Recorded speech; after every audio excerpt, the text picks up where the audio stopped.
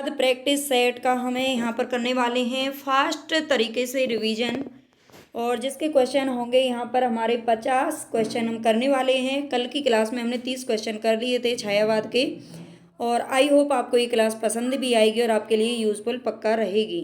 तो चलते हैं हम अपने फर्स्ट क्वेश्चन की तरफ। अगर आपको वीडियो पसंद आ जाए तो लाइक ज़रूर कर देना, सब्सक्राइब कर लेना चैनल को और शेयर कर दीजिएगा।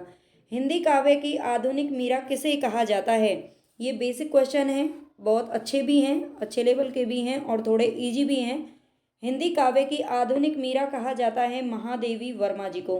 ठीक है, ये हिंदी काव्य की आधुनिक मीरा के नाम से जानी जाती हैं और ये छायावादी कवयित्री हैं जो कि 4 स्तंभों में से मानी जाती हैं। आगे चलते हैं। छायावादी युग का प्रवर्तक किसे माना जाता है? छायावादी युग का प्रवर्तक किसे माना जाता है? वैसे ये जो चारों नाम है यहाँ पर, ये 4 स्तंभ हैं छायावाद युग के 4 स्तंभ माने जाते हैं। इन चारों का नाम यहाँ पर आता है, लेकिन प्रवर्तक की बात हो रही है तो ये जयशंकर प्रसाद जी को माना जाता है, जिनका जन्म 1889 ईस्वी में हुआ था। ये भी आपको याद रखना है। इन्होंने सबसे पहली अपनी जो कविता लिखी थी झरना, झरना में सबसे पहले छायावादी प्रवृत्तियों का समावेश हुआ था। और ये भी ध्यान रखना है, झरना को ही छायावाद की प्रथम प्रयोगशाला के नाम से भी जाना जाता है। प्रकाशन वर्ष के अनुसार महादेवी वर्मा की निम्नलिखित रचनाओं का सही अनुक्रम क्या है? तो निहार, दीप शिखा, नीरजा और रश्मि, ये चारों ही जो रचनाएं हैं वो महादेवी वर्मा जी की हैं। अब हमें ये बताना है कि सबसे पहले इसमें किसका नाम आता है, तो हम नीचे थोड़ी जगह यहाँ पर देख लेते हैं। निहार का जो प्रकाशन वर्ष है वो है 1930 ईस्वी, और रश्मि का प्रकाशन वर्ष है 1932 1932, और नीरजा का प्रकाशन वर्ष है 1934 ईस्वी। इसके बाद दीप शिखा का प्रकाशन वर्ष है 1942। तो हमारा राइट ऑप्शन यही हो जाएगा, डी। ठीक है, निहार, रश्मि, नीरजा और दीप शिखा, बस एक ही क्वेश्चन है इस टाइप का यहाँ पर आपको देखने को मिल रहा है शायद। वैसे आजकल के पैटर्न जो बदलता हुआ पैटर्न है उसमें इस तरह के क्वेश्चन बहुत पूछे जाते हैं। आगे चलते हैं। निम्नलिखित में निराला की व्यंग्य परक कविता कौन सी है? निराला की व्यंग्य परक कविता कौन सी है? तुलसीदास, कुकुरमुत्ता, सरोज स्मृति और तोड़ती पत्थर। तो व्यंग्य परक इनकी जो कविता है वो है कुकुरमुत्ता। ठीक है, कुकुरमुत्ता इनकी रचना है, जिसमें गुलाब और कुकुरमुत्ता के माध्यम से व्यंग्य परक जो कविता है शोषण वर्ग और शोषक वर्ग पर व्यंग्य किया गया है। निराला की बादल राग कविता का संबंध किससे है? निराला जी की जो बादल राग कविता किसकी है? ये भी आप सीधा याद रख लेना, तो ये निराला जी की है, सूर्यकांत त्रिपाठी निराला। और इसका संबंध किससे है? छायावादी सौंदर्य से, प्रगतिवादी चेतना से, प्रयोगवादी चेतना से, प्रकृति के सौंदर्य से। तो बादल राग का जो संबंध है ये है प्रकृति के सौंदर्य से। नेक्स्ट क्वेश्चन है यहाँ पर, पंत को, सुमित्रा नंदन पंत को किस काव्य कृति पर ज्ञानपीठ पुरस्कार दिया गया था? पंत जी को किस काव्य कृति पर? तो इनको 1968 ईस्वी में ज्ञानपीठ पुरस्कार दिया गया था, और इनकी चिदम्बरा के लिए, ठीक है, इनकी चिदम्बरा के लिए इन्हें 1968 में ज्ञानपीठ पुरस्कार दिया गया था, और उसी वक्त इसकी शुरुआत हुई थी। सुमित्रा नंदन पंत जी पहले कवि थे जिनको ज्ञानपीठ पुरस्कार दिया गया था। इन्हें प्रकृति का सुकुमार कवि भी कहा जाता है, ये भी आपको याद रखना है। महादेवी वर्मा की किस कृति में जीव जंतुओं और पशु पक्षियों से संबंधित संस्मरण है? किस कृति में जीव जंतुओं और पशु पक्षियों से संबंधित संस्मरण है? तो यह है मेरा परिवार। उन्होंने मेरा परिवार में सभी जीव जंतुओं और पशु पक्षियों को रखा है। छायावाद का पूर्वाभास किस कवि की रचनाओं में प्रकट हुआ?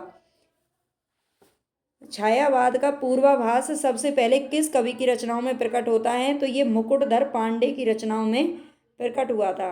चित्रात्मक भाषा एवं लाक्षणिक पदावली किस युग की कविता की विशेषता है? चित्रात्मक भाषा एवं लाक्षणिक पदावली किस युग की कविताओं की विशेषता है?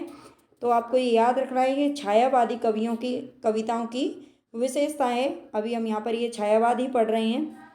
आधुनिक काल की किस काव्य धारा में रहस्यवाद की भावना पाई जाती है? आधुनिक काल की किस काव्य धारा में रहस्यवाद, ठीक है, छायावाद को एक दूसरे नाम रहस्यवाद से भी जाना जाता है, इसको भी याद रखना है। तो ये छायावाद इसका राइट ऑप्शन हो जाएगा। निराला जी का जन्म कहाँ पर हुआ था? निराला जी का जन्म कहाँ पर हुआ था? सूर्य कांत त्रिपाठी निराला का जन्म तो ये हुआ था पश्चिमी बंगाल में, ठीक है। बंगाल में इनका जन्म हुआ था और कब हुआ था? 1896 ईस्वी में बंगाल के मेदिनीपुर ग्राम में हुआ था, ठीक है। बंगाल की महिसादल राज्य है और मेदिनीपुर ग्राम में इनका जन्म हुआ था 1896 ईस्वी में। निराला की निम्नलिखित कविताओं में से कौन लंबी कविता नहीं है? निराला जी की चारों कविताएं दे रखी हैं, तो इनमें से कौन सी है जो लंबी कविता नहीं है? तो इनकी जो भिक्षुक कविता है ये एक बहुत छोटी कविता है, ठीक है। भिक्षुक कविता बहुत छोटी कविता है, बाकी ये तीनों लंबी कविताओं में आती हैं। सरोज स्मृति इन्होंने अपनी बेटी के याद में लिखा था। इनकी बेटी थी सरोज, जो कि एक युवक की उम्र में, यानी कि युवती होने का 18-19 साल की उसकी उम्र थी और वह स्वर्ग सिधार गई थी, यानी कि वो उसकी मौत के बाद में इन्होंने ये सरोज स्मृति एक शोक गीत लिखा था। हृदय की मधुभार काव्य रचना है। हृदय की मधुभार किसकी काव्य रचना है? रामचंद्र शुक्ल, प्रसाद पंत या फिर निराला? तो यहाँ पर हमारा हृदय की मधुभार जो काव्य रचना है ये रामचंद्र शुक्ल जी की काव्य रचना यहाँ पर देखने को मिली हमें। हृदय का मधुभार, हृदय की मधुभार। पंचवटी प्रसंग काव्य के रचयिता कौन है? पंचवटी प्रसंग, एक खाली पंचवटी नाम से भी कविता है ना। और यहाँ पर पूछा है पंचवटी प्रसंग, तो पंचवटी प्रसंग काव्य के रचयिता कौन है? तो ये हैं हमारे निराला जी, ठीक है। निराला जी पंचवटी प्रसंग के कविता के रचयिता हैं और पंचवटी नाम से जो कविता लिखी है वो मैथिली शरण गुप्त की है ना। मैथिली शरण गुप्त की है शायद, या फिर पंत की है, इसमें थोड़ा सा कंफ्यूजन है, देख लेंगे। आकाश गंगा काव्य संग्रह किसका है? तो आकाश गंगा जो काव्य संग्रह है ये किसका है? बाल कृष्ण शर्मा, नवीन भगवती चरण वर्मा, राम कुमार वर्मा या फिर उदय शंकर भट्ट? तो यहाँ पर आकाश गंगा पूछ रहा है, तो आकाश गंगा काव्य संग्रह किसका है? तो ये राम कुमार वर्मा जी का है। आकाश गंगा, रूप राशि, निशीथ, ठीक है, ये डॉक्टर राम कुमार वर्मा के काव्य संग्रह हैं। सप्तपर्णा किसकी काव्य कृति है? सप्तपर्णा तो ये महादेवी वर्मा जी की काव्य कृति है। सप्तपर्णा निहार, रश्मि, दीपशिखा, सांध्य गीत, यामा, ये सभी इनकी जो रचनाएं हैं महादेवी वर्मा जी की हैं। रवड़ छंद या केचुआ छंद किस कवि की कविताओं को लक्ष्य करके लिखा गया है? कहा गया है रवड़ छंद या केंचुआ छंद किस कवि की कविताओं को कहा गया है? तो ये निराला जी की कविताओं को ही कहा गया है। पूरे हिंदी साहित्य में सबसे ज़्यादा जो विरोध झेलना पड़ा था वो निराला जी को ही झेलना पड़ा था और इन्हीं को ही मुक्तक छंद का प्रवर्तक भी कहा जाता है। इन्होंने जूही की कली अपनी एक कविता लिखी थी जिसमें इन्होंने पहली बार मुक्तक छंद का प्रवर्तन किया था, मुक्तक छंद को लिखा था और जिसे जब इन्होंने सरस्वती में प्रकाशित करने के लिए भेजा था, सरस्वती पत्रिका में, तो उसके जो संपादक थे महावीर प्रसाद द्विवेदी, उन्होंने उसे वापस कर दिया था और कह दिया था कि मतलब इसमें सुधार करने की ज़रूरत है, इस तरह से इसका विरोध किया था। जयशंकर प्रसाद की किस कृति को पहले ब्रजभाषा में लिखा गया और फिर बाद में खड़ी बोली में रूपांतरित कर दिया गया था? तो जयशंकर प्रसाद की कौन सी कृति है जिसे पहले ब्रजभाषा में भी लिखा गया फिर बाद में उसे खड़ी बोली में भी रूपांतरित किया गया? तो ये है प्रेम पथिक, ठीक है। प्रेम पथिक जो इनकी रचना है पहले ब्रजभाषा में लिखी गई, बाद में खड़ी बोली में। निराला की जूही की कली उदाहरण है किसका? तो अभी मैंने बताया ये मुक्तक छंद का उदाहरण है जूही की कली। पंत की पहली रचना कौन सी है? सुमित्रा नंदन पंत की पहली रचना कौन सी है? वीणा, ग्रंथि, गिरजे का घंटा या इनमें से कोई नहीं? तो बिल्कुल गिरजे का जो घंटा है ये इनकी पहली रचना है जो कि 1916 ईस्वी में प्रकाशित हुई थी, ठीक है। इन्हें प्रकृति के सुकुमार कवि भी कहा गया है। छायावाद में वक्रता का वैभव मिलता है। प्रसाद के काव्य में निम्नलिखित में से किसका उत्कर्ष मिलता है? छायावाद में वक्रता का वैभव मिलता है। प्रसाद के काव्य में निम्नलिखित में से किसका उत्कर्ष मिलता है? विदग्धता, अभिव्यंजना, चारुता या चमत्कार? तो प्रसाद के जो काव्य है उसमें अभिव्यंजना का उत्कर्ष मिलता है। केवल सूक्ष्मगत सौंदर्य सत्ता का राग कहकर छायावाद का किसने विरोध किया था? देखो टीजीटी पीजीटी की अगर आप तैयारी कर रहे हो तो उसमें इस टाइप के क्वेश्चन है जो देखने को आपको मिल सकते हैं, ठीक है, इसका भी ध्यान रख लेना। केवल सूक्ष्मगत सौंदर्य सत्ता का राग कहकर छायावाद का विरोध किसने किया था? आचार्य शुक्ल, महादेवी वर्मा, सुमित्रा नंदन पंत या फिर अज्ञे? तो बिल्कुल ये किया था महादेवी वर्मा ने। ये छायावादी कवयित्री थी, लेकिन केवल सूक्ष्मगत सौंदर्य सत्ता का राग कह करके इन्होंने छायावाद का विरोध किया था। आगे हमारा क्वेश्चन 23 क्वेश्चन है यहाँ पर, बांधो ना नाव इस ठाव के लेखक कौन है? बांधो ना नाव इस नाम से तो दो रचनाएं हैं, लेकिन उसमें आता है बांधो ना नाव इस ठाव बंधु। ठीक है, अगर इसमें बंधु हम जोड़ देते हैं तो ये किसकी हो जाती है? महाप्राण कवि निराला की। ठीक है, और बांधो ना नाव इस ठाव, बांधो ना नाव इस ठाव, इसमें बंधु नहीं है, तो ये कौन कहते हैं? उपेंद्र नाथ अस्क की ये रचना है। ठीक है, बांधो ना नाव इस ठाव के लेखक हैं उपेंद्र नाथ अस्क। अगर इसी में हम बंधु जोड़ देते हैं तो ये सूर्यकांत त्रिपाठी निराला की रचना हो जाएगी। गीत गुंज किस कवि की रचना है? गीत गुंज, अगर आपको क्वेश्चन अच्छे लग रहे हैं, आपको लग रहा है कि आपके लिए हेल्पफुल है क्लास, तो प्लीज़ लाइक सब्सक्राइब करके मुझे मोटिवेशन जरूर करना। गीत गुंज किस कवि की रचना है? सूर्यकांत त्रिपाठी निराला, सुमित्रा नंदन पंत, राम कुमार वर्मा या महादेवी वर्मा? गीत गुंज, गीत गुंज किस कवि की रचना है? तो बिल्कुल यहाँ पे आपको पता चल गया होगा, ये भी किसकी है? निराला जी की रचना है, सूर्यकांत त्रिपाठी निराला, जो कि 1954 ईस्वी में प्रकाशित हुई थी। उत्तरायण महाकाव्य के रचनाकार कौन है? उत्तरायण रचना किसकी है ये बताना है। उत्तरायण हरिऔध जी, राम कुमार वर्मा जी, सिया राम शरण गुप्त या राम नरेश त्रिपाठी? तो हमारे यहाँ पर आंसर सही हो जाएगा, राम कुमार वर्मा की है उत्तरायण। ये एक महाकाव्य के रूप में स्वीकृत किया गया है। छायावाद के समर्थन में सबसे पहला लेख लिखने वाले लेखक कौन है? ये कई बार क्वेश्चन पूछा जा चुका है, तो हमारा भी ये दोबारा आ गया है, ये है मुकुटधर पांडे जी। अग्निपथ के पार चंदन चांदनी का देश, ये किसकी पंक्ति है? अग्निपथ के पार चंदन चांदनी का देश, ये किसकी पंक्ति है? तो यहाँ पर हमारा राइट ऑप्शन हो जाएगा महादेवी वर्मा। आगे हमारा क्वेश्चन है, अंग्रेजी स्वच्छंदतावादी काव्य का प्रभाव हिंदी की किस काव्य धारा पर दिखाई देता है? अंग्रेजी स्वच्छंदतावादी काव्य का प्रभाव हिंदी की किस काव्य धारा पर दिखाई देता है? तो ये दिखाई देता है छायावाद के ऊपर। अंग्रेजी में जैसे स्वच्छंदवादी या रोमांटिसिज्म कहते हैं, उसे क्या कहते हैं? छायावाद का नाम दिया जाता है। रोमांटिसिज्म और स्वच्छंदतावादी एक ही चीज है। आगे यहाँ पर जूही की कली कविता के कवि कौन है? तो अभी हम इसको देख चुके हैं, ये निराला जी का ही है, जो कि मुक्तक छंद में लिखी गई थी। ठीक है, जूही की कली मुक्तक छंद में लिखी गई थी, इसको भी आपको याद रखना है।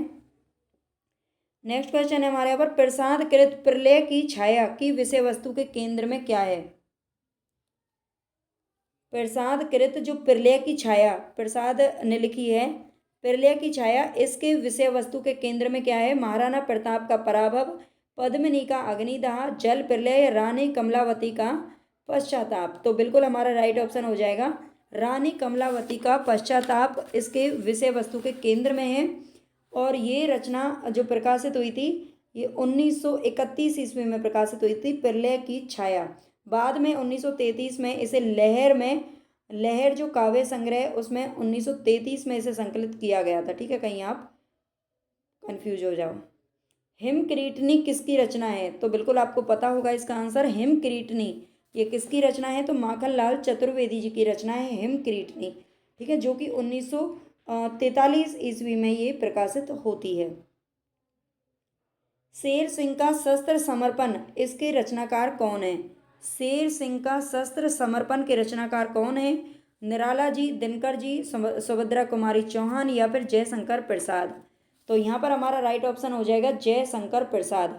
ठीक है, शेर सिंह का शस्त्र समर्पण ये जयशंकर प्रसाद की रचना है। निम्नलिखित में से कौन सी रचना है जो सुमित्रा नंदन पंत की नहीं है? युगपत, अतिमा, उत्तरा या गीत गुंज? तो इनमें से सुमित्रा नंदन पंत की रचना कौन है? अभी हम पीछे देख करके आए हैं।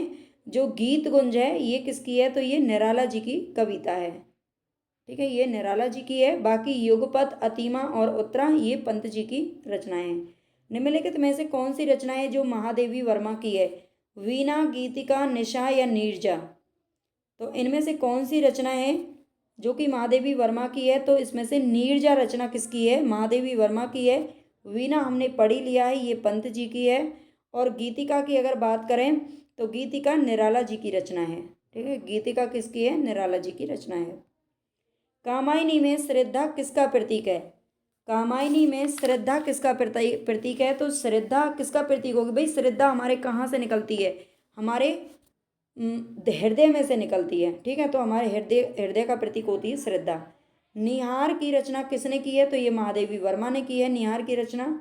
छायावाद को स्थूल के प्रति सूक्ष्म का विद्रोह किसने कहा है? छायावाद को स्थूल के प्रति सूक्ष्म का विद्रोह किसने कहा है? तो बिल्कुल हमारा राइट ऑप्शन हो जाएगा डॉक्टर नगेंद्र। ठीक है, डॉक्टर नगेंद्र ने क्या कहा है कि स्थूल के प्रति सूक्ष्म का विद्रोह। इससे मिलता जुलता एक और भी कथन है। कौन सा कवि है जो छायावादी नहीं है? तो इसमें से जो मलिक मोहम्मद जायसी है, ये आपको साफ साफ दिख रहा है, ये नहीं है छायावादी कवि। बाकी तीनों के तीनों क्या हैं? छायावादी कवियों में गिने जाते हैं। छायावाद के प्रमुख कवियों में किसमें गीतों की मधुर वेदना की मर्मा अभिव्यक्ति अधिक है?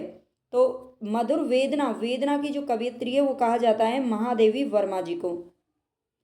अनामिका काव्य किनके द्वारा रचित है? अनामिका जो काव्य है वो किसके द्वारा लिखा गया है? तो ये निराला जी के द्वारा लिखा गया है। छायावाद की पहली रचना कौन सी मानी जाती है? छायावाद की पहली रचना कौन सी मानी जाती है? तो अभी हम पीछे पढ़ के आए हैं इसको, अगर आपने ध्यान से सुना होगा तो ये है झरना, जिसे छायावाद की प्रयोगशाला के नाम से भी जाना जाता है। बादल राग के रचयिता कौन है? तो ये अभी हम पढ़ चुके हैं, बादल राग के रचना है निराला जी।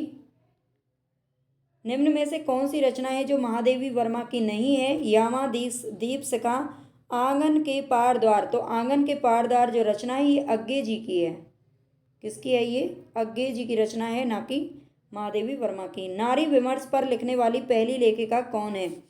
नारी विमर्श पर लिखने वाली पहली लेखिका कौन है? महादेवी वर्मा, बंग महिला, शिवाली, सुभद्रा कुमारी चौहान। तो इसमें महादेवी वर्मा बिल्कुल राइट ऑप्शन है। और जो बंग महिला है उन्होंने प्रथम कहानीकार हैं ये। ठीक है, प्रथम कहानी जो लिखी थी वो किसने लिखी थी? तो ये बंग महिला ने लिखी थी, जिनका पूरा नाम है राजेंद्र बाला घोष। परिमल किस कवि की रचना है? परिमल किस कवि की रचना है? तो ये सूर्यकांत त्रिपाठी निराला जी की रचना है। राष्ट्रीय काव्य धारा के किस कवि को एक भारतीय आत्मा कहकर के संबोधित किया गया है? एक भारतीय आत्मा, ये किसको कहा जाता है? तो माखनलाल चतुर्वेदी जी को कहा जाता है। जयशंकर प्रसाद की कामायनी की भाषा क्या है? कामायनी की भाषा क्या है? सदुक्कड़ी, अवधी, ब्रजभाषा या खड़ी बोली? तो बिल्कुल खड़ी बोली कामायनी की भाषा को कहा जाता है।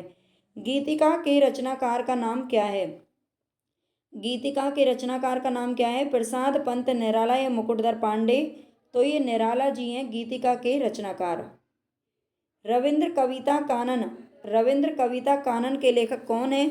तो ये हैं निराला जी। रविंद्र कविता कानन के लेखक हैं कौन? निराला जी। निम्नलिखित में से कौन सी रचना है जो महाकाव्य नहीं है? कामायनी, प्रिय प्रवास, साकेत या पल्लव? तो पल्लव नहीं है, बाकी इन तीनों को महाकाव्य माना गया है। इनमें आपको ये भी याद रखना है, कामायनी में 15 सर्ग हैं और प्रिय प्रवास के अंदर 17 सर्ग आते हैं और साकेत में 12 सर्ग आते हैं। इनके सर्गों से भी क्वेश्चन है जो पूछा जाता है। बस यहाँ पर हम आज हमारे 50 क्वेश्चन है जो कंप्लीट हुए। अगर आपको पसंद आई हो, आपके लिए यूजफुल है ये क्लास, तो प्लीज़ लाइक ज़रूर कर देना, सब्सक्राइब कर लेना चैनल को और शेयर कर दीजिएगा। धन्यवाद।